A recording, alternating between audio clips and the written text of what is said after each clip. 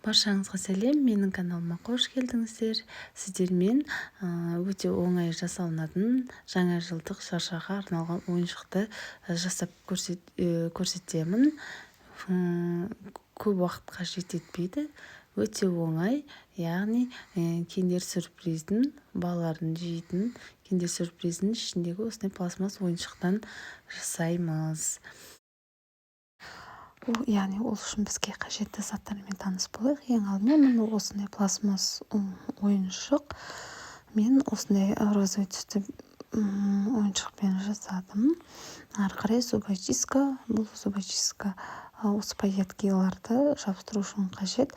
Одан кейін қайшы және осындай жіп. Менде осындай созылатын прозрачный жіп болды. Осыны қолданамын. Сіздер кез келген жіпті қолдансаңыздар болады. Және ыстық клей. Пайеткенің түсін өздеріңіз таңдап аласыздар. Мен осындай түсті қолдандым.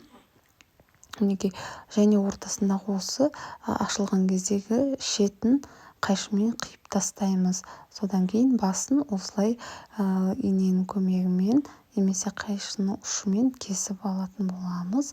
Одан кейін жаңағы дайындап қойған жібімізді осы тесіктен өткізіп, жібін байлап дайындап аламыз.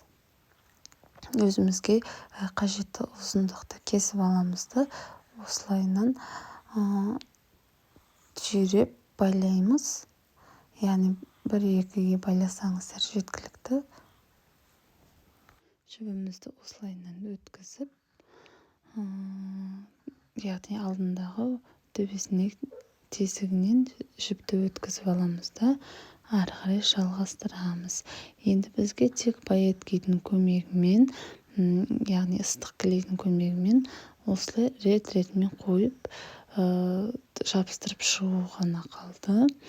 Ыстық клей өздеріңіз білесіздер, тез қатып қалады. Сол үшін де зубочистканың көмегімен тез осылай пайеткаларды қойып шығамыз. Көріп отырғандарыңыздай мен мына жерде 2 қатарды өзім жасап қойғанмын. Енді ары қарай сіздерге осылай көрсетіп жатырмын. Осылайынан айналдыра ыстық клейдің көмегімен жабыстырып шығасыздар. Ал достар, мен осылайынан ортасынан пайеткені жабыстырып шықтым. Енді 2 шеті ғана қалды. Сіздер де дәл осылай 2 шетін ары қарай жалғастырып жабыстыра бересіздер, яғни клейдің көмегімен. Ал достар, мен осылай айналдыра тоқып шықтым. Өте оңай жасалынады, әрі көп уақытты қажет етпейді. Үйде отырып осылай қолжетімді заттармен шыршаға ойыншық жасап үйреніңіздер. Менімен бірге болғандарыңыз үшін рахмет. Егер ұнап жатса, лайк басыңыздар, комментарий қалдырыңыздар және менің каналыма тіркелуді ұмытпаңыздар.